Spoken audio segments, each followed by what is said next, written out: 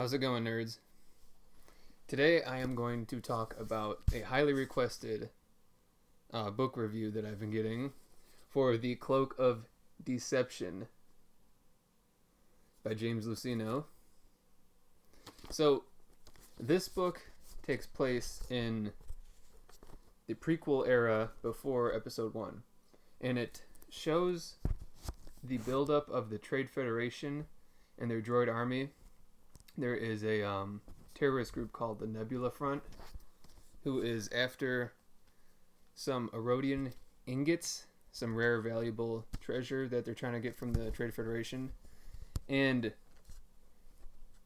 so because of this, they blow up a whole Trade Federation star, what do you call those things? A giant ship with a circle in the middle. They blow up one of those, and it erupts into chaos. And so Valorum, decides to enact a taxation on the outlying systems. The free trade routes is what they're called, and he wants to impose a taxation on there. And chaos breaks out into the Senate because all the different systems are going to say somehow the Nemodians and the Trade Federation will find a way to upcharge their fees because of these taxations that they're going to get. And there's a lot of disruption within the Senate and Coruscant. And so back on Coruscant, Nebula Front, the terrorist group, tries to assassinate Valorum. But spoilers ahead. This is because they don't want to actually kill him. They just want to get his guard up, because later on they're going to try to assassinate him on a trade summit on Eridu, where he invites all the outlying systems and everyone to sort of voice their opinion outside of the Senate on Coruscant. And so the plan there is to what am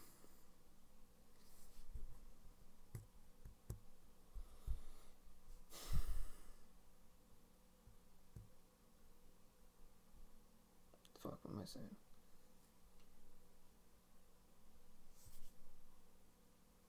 So the plan there is to use a battle droid disguised within the Nemodians' battle droids in their entourage, and use that to kill Chancellor Valorum. But as we find out later on, all the Jedi get involved, and they're securing the premises while Qui-Gon and Obi-Wan are sort of on the tail of this man called Captain Cole, the leader of the Nebula Front. But we find out that he is not actually the leader. He is working under a guy named Havoc. And so Havoc tries to murder Cole, and Cole survives somehow with his Rodian sidekick, and they go back and tell the Jedi that Havoc is going to use a battle droid to kill Valorum. So all hell breaks loose. Qui-Gon finds a sniper within the upper reaches of the building, and that guy falls down below to the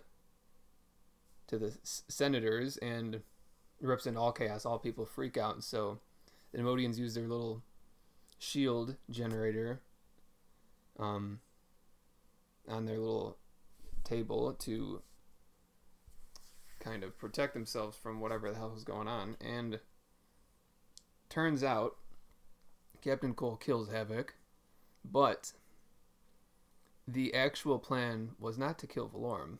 It was to kill the Trade Federation leaders. And so with them locked in this bubble, the droids turn on the Trade Federation leaders, and by the example of the one that they placed in there, he starts shooting them, and the rest of the battle droids shoot him as well. So ultimately their plan succeeds. And what's really cool is the leaders of the Trade Federation weren't always Nemodian. They were Ishitib, Gran, some other species.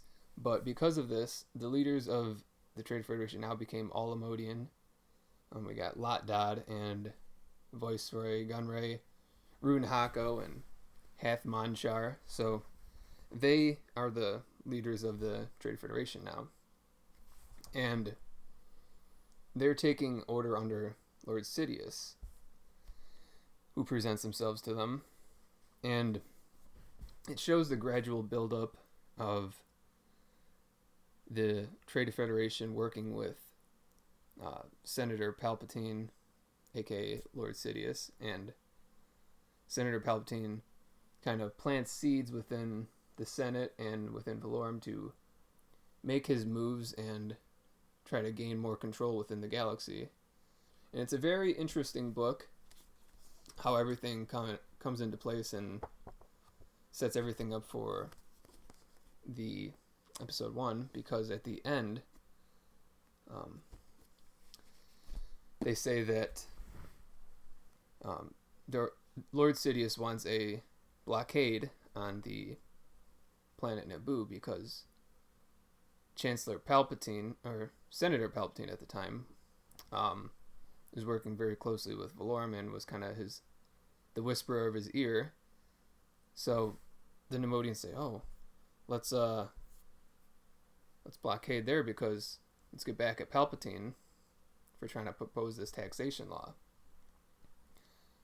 But Palpatine and Sidious are one and the same, so it's all playing out to his part. So that leaves us right at the end where they start a blockade on Naboo.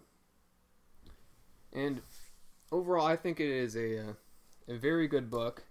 It introduces some new characters. We get this man called Captain Cole. He's the species of Luminara Unduli, so he's got like those weird little face tattoos and green face and whatever. He's a pretty cool character. Then we got the Jedi. We got CC10, who plays a big part. Eddie Gallia, Obi-Wan, Qui-Gon, Valorum, Palpatine. You get some random senators like Orrin Freetop playing a part. Lot Dodd. And it introduces some other new things such as the Techno Union and the Commerce Guild. And I think Intergalactic Banking Clan.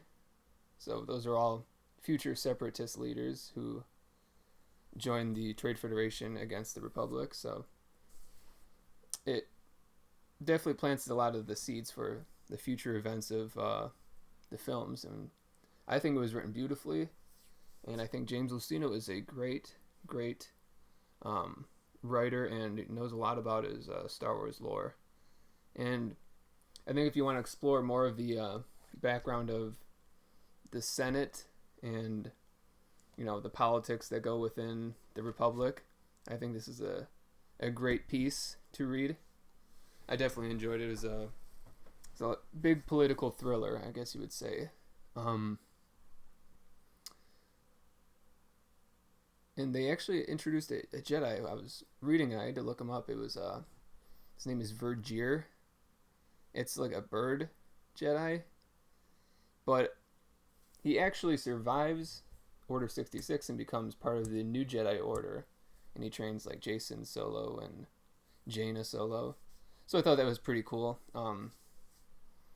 But overall, I would say if I had to rate the book, I'd probably give it a 8.5 out of 10. I really enjoyed it. At some points I couldn't put it down, and yeah, it's one of the few books that actually has Qui-Gon in it too, and just the whole politics arena. Just thought that was very interesting. So yeah, if you want to go ahead and pick up Cloak of Deception, it's written 2001, so I'm sure it's readily available. So check it out. All right, this has been my review. Thank you.